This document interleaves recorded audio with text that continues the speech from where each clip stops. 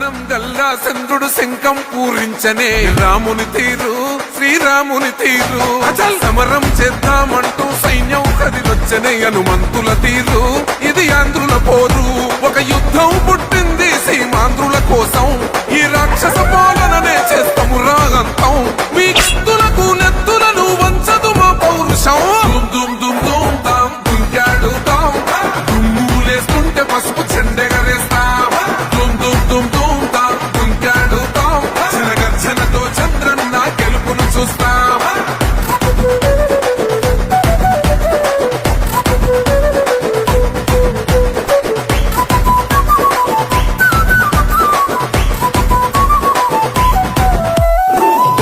కోసిన కత్తులు లేవా సాక్ష్యం విలవిలలాడుతూ పోయింది రమా ప్రాణం